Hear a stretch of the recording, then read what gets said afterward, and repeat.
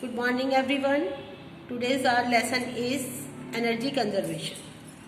आपको पता है कार्य करने की कोई कैसी भी क्षमता, हमें कोई भी कार्य करना हो तो उसके लिए हमें एनर्जी की ज़रूरत होती है। जैसे पंखे का चलना, कूलर का चलना, कैलकुलेटर का चलना, कंप्यूटर का चलना और टॉर्च से रोशनी लेना, जो भी चीज़ें हैं किसी भी तरह की, इसको काम करने के लिए किसी न किसी क्रिया का होना पाया जाता है। ठीक है, उस क्रिया को करने की जो विधि है उसको हम उस क्रिया को जो करने में जो सहायता प्रदान करते हैं उसको हम ऊर्जा कहते हैं। जैसे कि सौर ऊर्जा, सूरज की रोशनी जो है वो हमारी प्राकृतिक ऊर्जा है। अच्छा, अब ये जो है ऊर्जा के नवीनकरण और अनवीकरण स्रोत कौन कौन से हैं? नवीनकरण स्रोत जो हैं वो तो जो कभी ना समाप्त होने वाले जो कभी भी समाप्त नहीं हो सकते, जैसे कि सूर्य का रोशनी, पवन, हवा और जो पानी रेगुलर चल रहा है, और इसके अलावा जो है आपकी बिजली, मतलब ये ये संसाधन हैं ये आपको एक तरह से मिलते ही हैं और इसकी जो पूर्ति है वो बहुत लंबे समय तक हो सकती है। और अवनवीकरण ऊर्जा के स्रोत हैं जैसे कोयला, तेल और प्राकृतिक गैसें जो हैं, ये है आपकी अनवीनीकरण ऊर्जा के स्रोत। अब विद्युत जो है, जैसे कि कैसे करते हैं विद्युत करें, बिजली आपकी कैसे बनती है? कोयले को या तेल को जलाकर उससे क्या होता है, ऊर्जा बनाई जाती है, उसके जो धुएं से जो है ऊर्जा बनाते हैं। और इसको हम क्या करते हैं, अब क्या है कि विद्युत ऊर्जा का एक नवीनीकरण स्रोत होगा, क्योंकि देश की सभी प्रमुख नदियों के लगभग सभी संभावित स्थान पर जल विद्युत जो है परियोजना बनाई जाती है। पानी से भी हम बिजली उत्पन्न करते हैं, तो उसमें क्या होता है कि विद्युत ऊर्जा का ये जो है एक अनवीकरण स्रोत रह गया है। अब इसके बाद में जो हम आते हैं कि इसमें आपके जो है नवीनीकरण के स्रोत कौन कौन से? एक तो क्या है, वायु है। हवा से हम जो है क्या बनाते हैं, ऊर्जा बनाते हैं। जब सूर्य की गर्मी से हवा के तापमान में परिवर्तन होता है तो उससे क्या होता है, वायु का प्रवाह उत्पन्न होता है, और इस गतिशील वायु की ऊर्जा का उपयोग बहुत से कार्यों के लिए किया जाता है।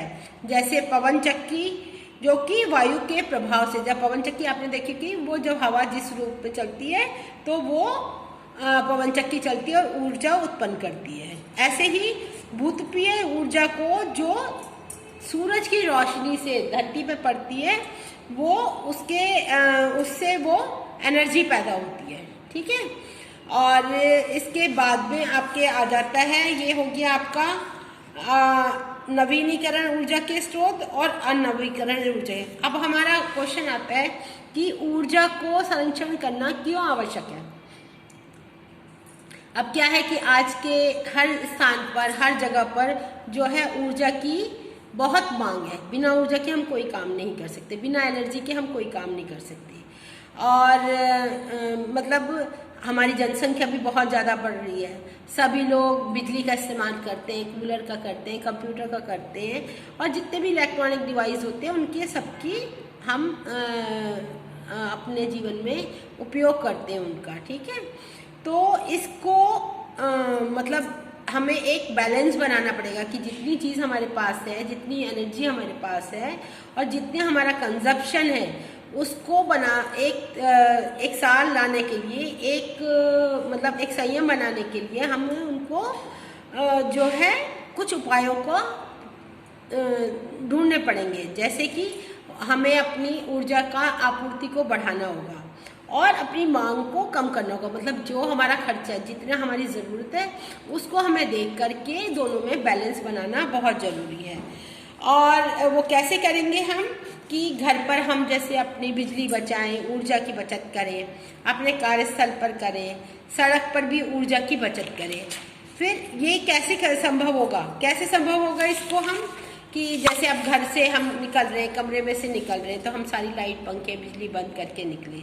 फिर उसके बाद में जैसे कि आप स्कूल में हो या कहीं भी हो, तो पहले से सारे पंखे बिजलियाँ चली होती हैं, कोई क्लास में नहीं होता या कोई ऑफिस में रूम में नहीं है और सब, तो हमें इन चीज़ों का, छोटी छोटी चीज़ों का ध्यान रखना चाहिए। इनका ध्यान रख करके हम अपना ऊर्जा का संरक्षण कर सकते हैं, बचा सकते हैं ऊर्जा को, ठीक है। फिर इसके बाद है अक्षय ऊर्जा किसे कहते हैं। अक्षय ऊर्जा उसे कहते हैं जो लगातार प्राप्त होती है, जैसे सूर्य का प्रकाश। और ऊर्जा संरक्षण का मैंने आपको बता ही दिया कि अपने जो गतिविधियां हैं उनके स्तर को कम करके ऊर्जा का उपयोग करना, मतलब अपना जो हमारा खर्चा है उसको कम करके और हम अपनी एनर्जी को सेव कर सकते हैं। उसके बाद में आपका आ जाता है कि रसोई में ऊर्जा के संरक्षण के लिए क्या क्या आप सुझाव दोगे। क्या करेंगे कि पहले तो हमें जो है एलपीजी गैस सिलेंडर का प्रयोग करना चाहिए फर्स्ट तो। फिर सेकंड क्या है कि आईएसआई गैस स्टोव का प्रयोग करना चाहिए, जिससे कि उसमें ऊर्जा की कम से कम 20 से 25% बचत होती है। और जहाँ तक संभव हो सोलर कुकर का प्रयोग करना चाहिए, जो कि सूर्य की रोशनी तो हमें बिना पैसे ही मिलती है, उसके लिए तो हमें कुछ खर्चा नहीं करना पड़ता। और बहुत बड़े बर्तनों में भोजन न बना के हमें छोटे बर्तन में खाना बनाना चाहिए। और फिर क्या है कि 1 या 2 खाद्य सामग्री, जैसे आलू उबालना है या दाल बनानी है तो हम इकट्ठा कर सकते हैं, या 2 सब्जियां बनानी है तो हम उसमें सेपरेटर लगा करके एक साथ उनको भी पका सकते हैं।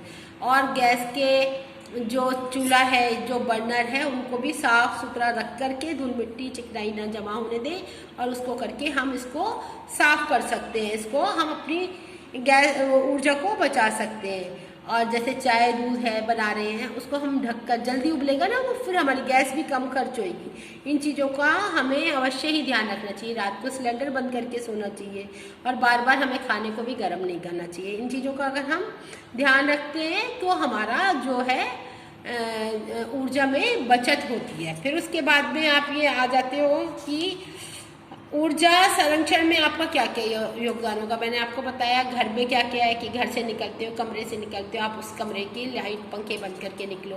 टीवी या जो भी चीज़ एक्स्ट्रा चीज़ें चल रही हैं उनको हमेशा हमें बंद रखनी चाहिए। ट्यूबलाइट की जगह हमको जो बल्ब जो होते हैं, एनर्जी सेवर बल्ब होते हैं, उनको लगाना चाहिए। पुरानी चौक वाली ट्यूबलाइट को नहीं लगाना चाहिए। और जितनी हमारे परिवार की आवश्यकता उतनी ही हमें फ्रिज का, इतने बड़े फ्रिज का ही इस्तेमाल करना चाहिए। कपड़े प्रेस करने से पहले हमें उनको इकट्ठा करके सारा साफ सुथरा लगा के तय बना के रखना चाहिए, उसके बाद में प्रेस गर्म करनी चाहिए। ऐसे ही ओवन वगैरह, वैक्यूम क्लीनर है, हमें रोजाना यूज़ ना करके हफ्ते में एक बार याद कर, मतलब उसको यूज़ करना चाहिए। इससे कि हमारे जो है बिजली की बचत हो सकती है। और कार्यस्थल में भी मैंने आपको समझाया कि जब तक ऑफिस नहीं पहुँचते, रूम नहीं खुलते, तब तक हमें पंखे लाइट वगैरह सब बंद रखनी चाहिए। अगर कंप्यूटर काम नहीं कर रहा तो उसको भी हमें समय के अकॉर्डिंग बंद कर देना चाहिए। ऐसे ही अगर वो है आपकी फोटोस्टेट मशीन है तो जितनी ज़रूरत है उतनी उसकी प्रतिलिपियाँ निकालें। और लोगों को लिफ्ट की बजाय सीढ़ियों से चलने के काम करना चाहिए। ऐसे ही आपको सड़क पर भी हम एनर्जी कंजर्वेशन कर सकते हैं। कैसे कि अगर एक व्यक्ति एक कार में जा रहा है तो वो 2 या 3 लोगों को भी साथ में ले जा सकता है, और अपना अपना वाहन ना ले जाकर एक ही कार में वो आ जा सकते हैं, जिससे कि पेट्रोल की बचत होगी। फिर क्या है, उसके बाद पेट्रोल की बचत के लिए हम कुछ उपाय जो हैं वो रखते हैं। वो क्या है कि हमें हमेशा सामान्य गति पर अपना वाहन को चलाना चाहिए। ब्रेक और क्लच का कम से कम उपयोग करना चाहिए। टायरों में हवा आदि प्रॉपर डलवानी चाहिए। समय समय पर अपनी गाड़ी का हमें जो है उसकी सर्विसिंग करवानी चाहिए, ठीक है। और वाहन के ईंधन की उचित ट्यूनिंग रखें। ये जो है ये मेन इसके पॉइंट्स हैं। उसके बाद जो भविष्य के लिए ऊर्जा के विकल्प कौन कौन से, 2, एक बायोगैस है और दूसरा है सौर ऊर्जा। तो बायोगैस में तो उसमें क्या होता है कि जैसे जानवरों का गोबर और जो होता है वो सब प्लांट लगाया जाता है, वो एक घर के बाहर लगा देते हैं, जिसमें कि घर में अगर फैमिली में 4 लोग हैं तो उनका जो बिजली पानी का खर्चा है वो बड़े आराम से निकल जाता है उसमें। और जो उसका वेस्टेज होता है वो उनके खाद के काम में आ जाता है। और जो बायो प्लांट के अंदर हम कुछ लोगों को काम पर भी रख सकते हैं, तो ये बहुत आवश्यक चीज़ है। ऐसे सौर ऊर्जा का अगर हम, जैसे आपने देखा अपने स्कूल में लगा हुआ है, तो उसमें अगर हम ये प्लांट लगाते हैं तो इसमें हमें बहुत ही कम पैसे में और एक तरह से निःशुल्क की एनर्जी प्राप्त होती रहती है। ऐसे एक सौर कुकर का है, ऐसे चौड़ा सा वो होता है, उसके अंदर अगर दाल चावल और आपने राजमा या कुछ सूर्य की रोशनी में बनने के लिए रख दिए, उसमें काले रंग का तला होता है, ऊपर से कांच का ढक्कन होता है, तो वो जब सूरज की रोशनी उसके अंदर जाती है तो वो कुकर गर्म हो जाता है और उसमें जो भोज्य सामग्री होती है वो पक जाती है। तो इस तरीके से हम अपने जो है दैनिक जीवन में भी इन चीज़ों का बहुत ध्यान रख सकते हैं। ठीक है, ये मैंने आपको ऑलमोस्ट सारा करवा दिया है। एक पवन चक्की जो है वायु ऊर्जा का उपयोग करता है बहुत लंबे समय से, जैसे पानी पर नाव चलाने, गेहूं में से भूसे को निकालना, और जो है ऊंची मीनार पर एक पंखा नुमा लगाया जाता है नियंत्रक, तो वो ऐसे ऐसे घूमता जाता है। जब हवा चलती है तो पंखा घूमता है और उसके जुड़े हुए जो भी जनरेटर होते हैं उससे बिजली पैदा होने लगती है। यह यंत्र खूब खुले स्थान में लगाया, मतलब बहुत चौड़ा सा पार्क वो है, मैदान है, उसमें ही ये लगाया जा सकता है। ठीक है, बिजली की मात्रा वायु की गति पर निर्भर होती है। जितनी वायु चलेगी, जितना पंखा ज़्यादा चलेगा उतनी ज़्यादा ही बिजली पैदा होगी। ठीक है, फिर इसके लाभ क्या है कि ये पूरी एक तरह से निःशुल्क होती है, कोई पैसे नहीं देने पड़ते और प्रदूषण रहित होती है। यह पहाड़ी क्षेत्रों में और दुर्गम स्थानों पर इससे बिजली प्राप्त की जा सकती है। और विंड मशीन को स्थापित करने और उसके रखरखाव पर भी खर्चा बहुत कम होता है। ये लेसन मैंने आपको बहुत अच्छे से सारा समझा दिया है। इसके क्वेश्चन आंसर भी इसके अब हम कर लेते हैं। इसमें है ये वाला क्वेश्चन कि नीचे दी गई सूची में से ऊर्जा के स्रोत चिन्हित कीजिए। ऊर्जा के स्रोत कौन कौन से हैं? पेट्रोल, एलपीजी, मिट्टी का तेल, नदी का पानी, सूर्य का प्रकाश और कोयला। फिर तालाब, निम्न व्यक्ति इसमें से सही गलत बताना है। तालाब के पानी से बिजली उत्पन्न की जा सकती है? नहीं, नदी के पानी से की जा सकती है। वायु के दबाव में परिवर्तन में हवा पैदा होती है? नहीं। भूगर्भीय ऊर्जा वस्तुतः प्रारंभ में ऊर्जा ही थी? ये बताइए सही। जो भूगर्भीय हवा होती है वो पहले से ऊर्जा ही थी। लकड़ी, कोयला, तेल आदि प्राकृतिक ईंधन है, ये बताइए सही है। 5, बिजली केवल पानी, भाप, कोयला, तेल से ही उत्पन्न की जा सकती है? गलत। ये किससे बनाते हैं? ऊर्जा का उपयोग जो करते हैं, परमाणु ईंधन से भी हम ऊर्जा का उपयोग करते हैं। इसको ये आपको सिर्फ मिलाना है। अब इसके बाद जो है अक्षय ऊर्जा और परंपरागत स्रोतों को छाटकर अलग कीजिए। अक्षय ऊर्जा मैंने आपको बताई क्या होती है, जो सूरज के प्रकाश की होती है। सूर्य का प्रकाश क्या है? अक्षय ऊर्जा है। हवा क्या है? अक्षय ऊर्जा है। पानी क्या है? अक्षय ऊर्जा है। और परंपरागत ऊर्जा कौन सी है? पेट्रोलियम, भाप, कच्चा कोयला, डीजल, लकड़ी, मिट्टी का तेल, परमाणु ईंधन, बिजली, एलपीजी और हवा। ठीक है, उसके बाद ये मिलान करना है आपको। 2 पकवान एक साथ पकाने से क्या होता है? ऊर्जा का संरक्षण होता है। बढ़ते औद्योगिकरण का परिणाम ऊर्जा का संरक्षण है। ऊर्जा की बचत ही ऊर्जा का उत्पादन है। प्राकृतिक ईंधन सीमित है। इसको कॉलम को आपको मिलाना है। फिर रिक्त स्थानों की पूर्ति है। ट्यूबलाइट बल्ब की अपेक्षा अधिक ऊर्जा दक्ष होती है। जो ट्यूबलाइट में ज़्यादा बिजली खर्च होती है, बल्ब में कम होती है। फिर उसके बाद है इलेक्ट्रॉनिक चौक, परंपरागत चौक की अपेक्षा 1/3 ऊर्जा ही खपत। जो आजकल नई जो इलेक्ट्रॉनिक चौक लगी हुई हैं वो उसके अंदर हमारी जो ऊर्जा है वो कम लगती है। फिर उसके बाद थर्ड जो है हल्के रंग की गई दीवारें कमरे में प्रकाश की आवश्यकता को कम करती है। अगर लाइट कलर का जैसे हमारा रूम है, यही अगर डार्क हो जाएगा तो हमें इसमें बहुत सारे और लाइट चाहिए होगी। अगर लाइट कलर का हमारा रूम है तो उसमें प्रकाश की हमें कम आवश्यकता होती है। डैश में अधिक विद्युत की खपत, बड़े आकार के फ्रिज में ज़्यादा ऊर्जा की खपत होती है। ISI चिन्ह वाले उत्पादों से ऊर्जा की बचत की गारंटी दी जा सकती है। अगर ISI के हमारे इक्विपमेंट्स हैं या बर्तन हैं तो जो है उससे हमारी ऊर्जा की बचत होती है। बाकी भी सही गलत है, ये आप इसको ये कर सकते हैं। ये जो है अक्षय ऊर्जा के स्रोत के कम से कम 4 लाभ बताइए। आपको पता ही है, लकड़ी ईंधन के लिए लकड़ी का प्रयोग न होने के कारण क्या होगा, जंगल सुरक्षित रहेंगे। उसमें आपको चाहिए नहीं, अक्षय ऊर्जा मतलब सूर्य ऊर्जा से, उसमें ना लकड़ी चाहिए, ना बिजली चाहिए, ना पानी चाहिए, सिर्फ सूर्य के प्रकाश में ही हमारा खाना बन जाता है। और जैसे लकड़ी से अगर धुआं होता है तो हमारी आँखों में, फेफड़ों में, सब में प्रॉब्लम होती है, तो उसके लिए भी हमारे रोगों से बचाव रहेगा।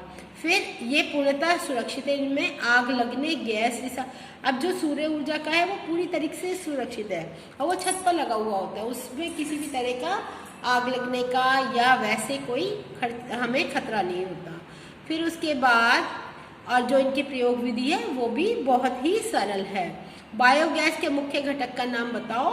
कौन सा है बायोगैस? किससे बनती है? मीथेन से। बायोगैस के 2 उपयोग लिखे, खाना पकाने के लिए और प्रकाश प्राप्त करने के लिए बायोगैस प्लांट लगाया जाता है। गाँव में आपने देखा होगा बहुत लोग लगवाते हैं बायोगैस प्लांट। फिर उसके बाद दिन के प्रकाश को विद्युत प्रकाश में बदलने वाले यंत्र का नाम बताइए।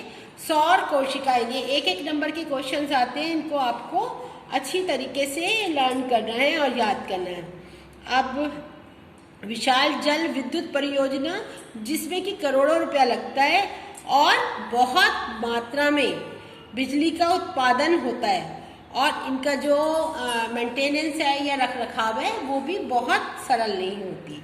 और लघु जल विद्युत परियोजना, इसके अंदर क्या होता है, बहुत ज़्यादा हमें पैसे की ज़रूरत नहीं होती, बहुत ज़्यादा पैसे की ज़रूरत नहीं होती और इसके माध्यम से उन स्थानों पर बिजली की आपूर्ति की जा सकती है जो भौगोलिक रूप से अलग अलग होते हैं। इनका जो मेंटेनेंस है, रख रखाव है, वो थोड़ा इजी होता है। और सूक्ष्म जल परियोजना के 5 लाभ बताइए।